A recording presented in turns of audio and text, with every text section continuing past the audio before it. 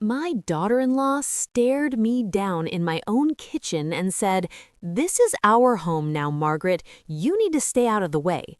Those words hit like a slap I never saw coming. I stood there, apron still tied around my waist, flour on my hands from rolling out dough for the family's Sunday roast, just like I'd done every week for 30 years in this house I built with my own sweat. I didn't snap back that day, didn't raise my voice or throw a single plate. No, I just nodded, wiped my hands, and walked away.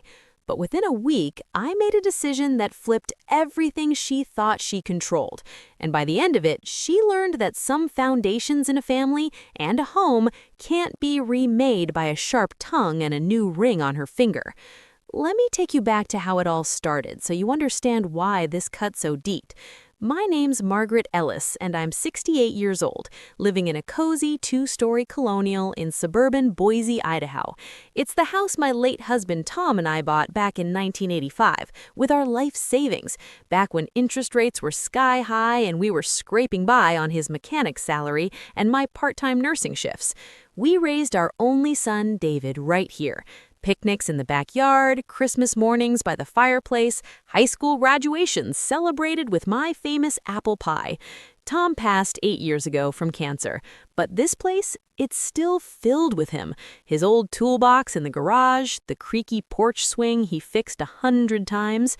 David's 42 now, a solid guy who took after his dad. Tall, quiet, works as a project manager for a construction firm in town. He's always been my rock, especially after Tom. When he met Lisa 5 years ago, I was thrilled. She was 35 then, a real estate agent with that polished smile and big city energy from her time in Seattle before moving to Boise. Sharp, ambitious, the kind of woman who could close a deal over coffee. They married quick. Courthouse wedding, no fuss, and before long, Lisa was pregnant with my granddaughter, Emily. Little M's 4 now, all chubby cheeks and giggles, the light of my life. Financially, we've been comfortable but not flashy.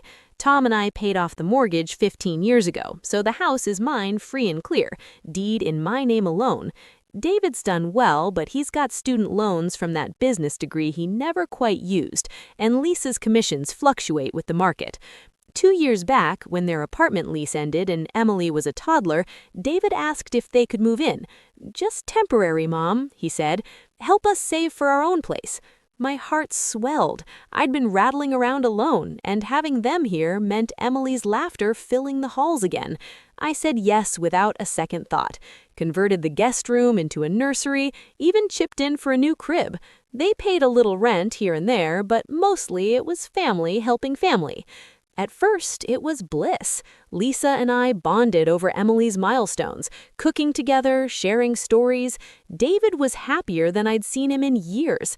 But slowly, things shifted.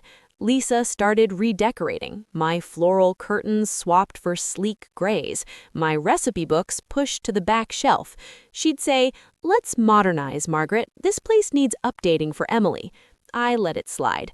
Then came the kitchen.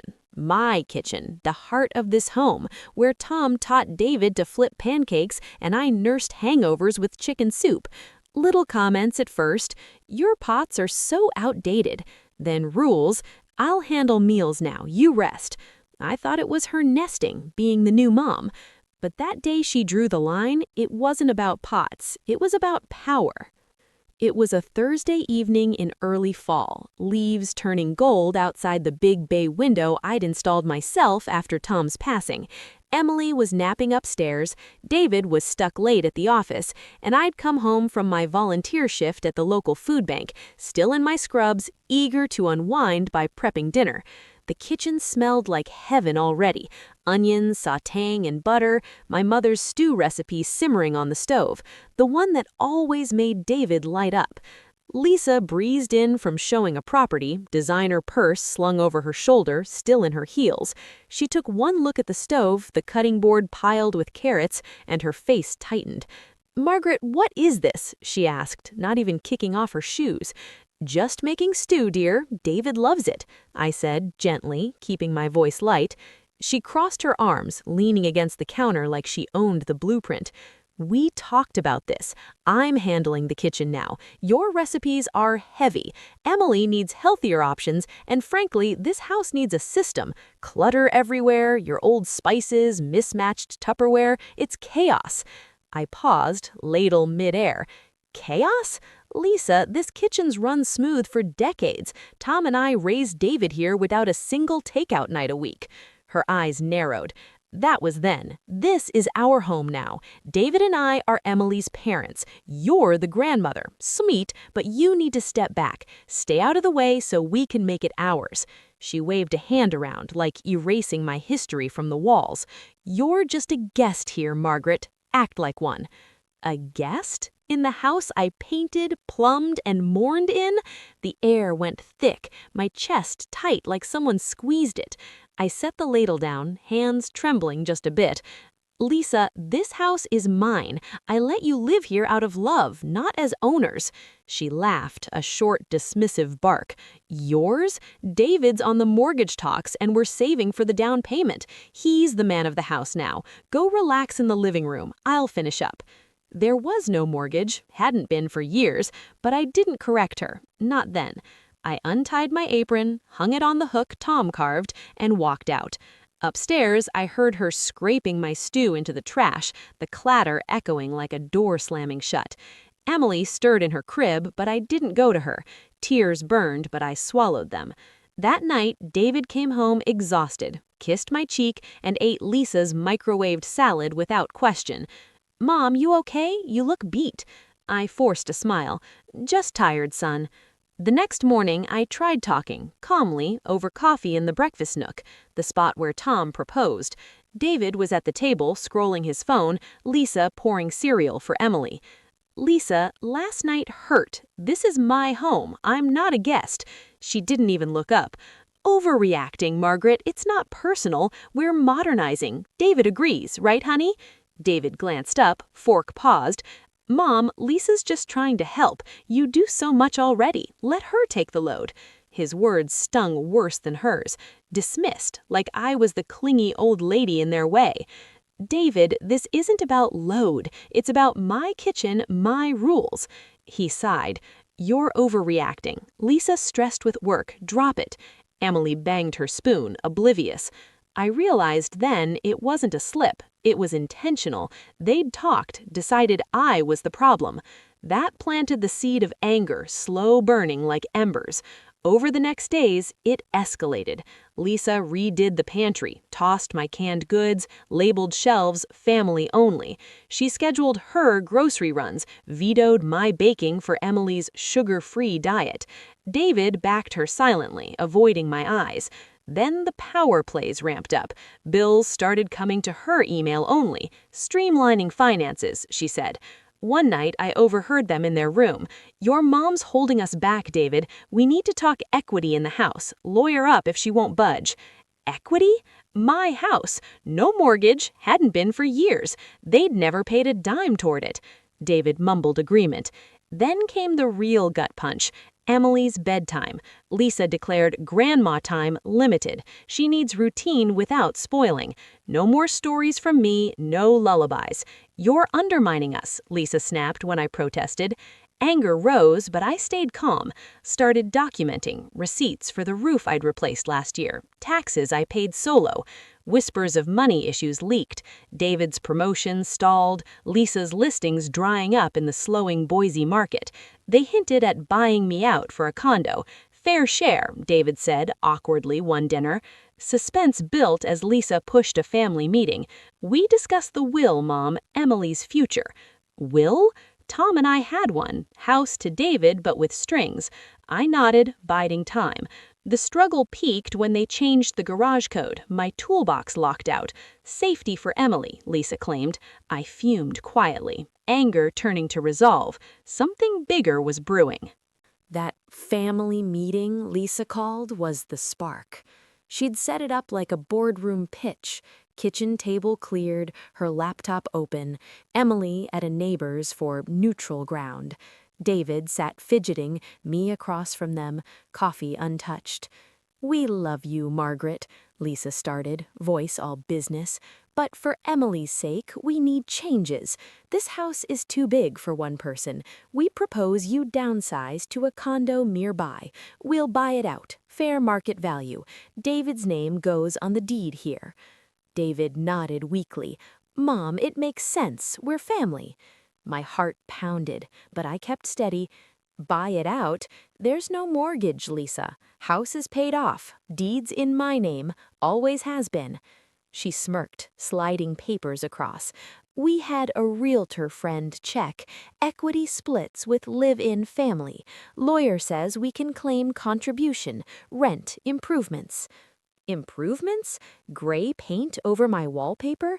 I let silence hang, then pulled my own folder from my purse, the one I'd prepared after the garage lockout. Speaking of lawyers, I saw mine yesterday.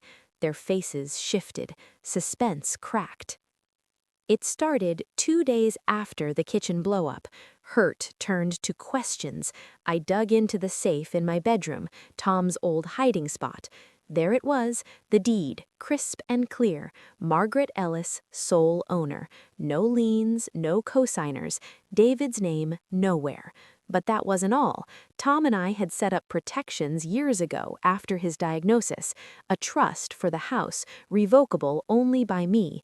David got a life interest if I passed, but I controlled it living. Plus, bank statements. I'd loaned them $25,000 last year for Lisa's business startup. Car payments, marketing, informal but notarized IOU in the safe. The real twist? While helping with bills, Lisa had rerouted my direct deposit, my pension and Social Security. Thought I wouldn't notice? My bank app flagged it. Called my lawyer, old Mr. Hargrove in downtown Boise. "Margaret," he said, reviewing scans, "the house was never in David's name. You bought it solo after that inheritance from your aunt. They've got no legal leg. And that loan, with interest, it's leverage. Revoke the trust access, demand repayment, evict if needed. Clean and quiet." Power shifted in that call. I wasn't the guest. They were. Back at the table, I opened the folder slow, like unfolding a map to buried treasure. First, the deed, yellowed but official, stamped Ada County Recorder, 1985. "Read it," I said calmly. Lisa snatched it, eyes scanning. David leaned in, silence stretched. 5 seconds, 10, her face drained of color. "This can't be." "Page 2, I continued, voice even. "Trust documents next. Tom and I set this up. House stays mine. Your tenants at will, month to month since rent stopped." David's jaw dropped. "Mom, why didn't you say?" "You never asked, assumed it was yours." Then the IOU highlighted, $25,000 plus 4% interest, now $27,800. Bank confirms the redirect. My money, my house. Lisa slammed the table lightly. "This is manipulation. We've lived here, improved it." "Improvements?" I raised a brow. "Trash my stew, lock my garage? No, pack up. 30 days. Pay the loan or small claims court." David stammered. "Mom, please, Emily." "Emily stays with you, but not here." Silence again, heavy. Lisa glared, then deflated. David teared up. Satisfaction washed over me. Not glee, but justice. Quiet power. They didn't fight long. Hargrove sent a formal letter next day. Eviction notice, loan demand. Lisa raged privately, but reality hit. Boise rentals tight, her commissions down 40%. David apologized profusely that night, hugging me in the hall. "I was blind, Mom." Lisa pushed, I followed. She tried tears, "We're family," but packed quietly. No divorce yet, but whispers of counseling. They found a 3-bedroom apartment across town, signed the lease in 2 weeks, wired half the loan, rest in payments. Emily visits weekends, my kitchen open again, her little hands in dough. Clean consequence. They moved out, respect returned. No yelling, no cops, just truth. Sitting on the porch swing now, with Emily giggling as I push her gently, I feel that quiet peace Tom always chased. Self-respect isn't loud, it's holding your ground when love blinds others.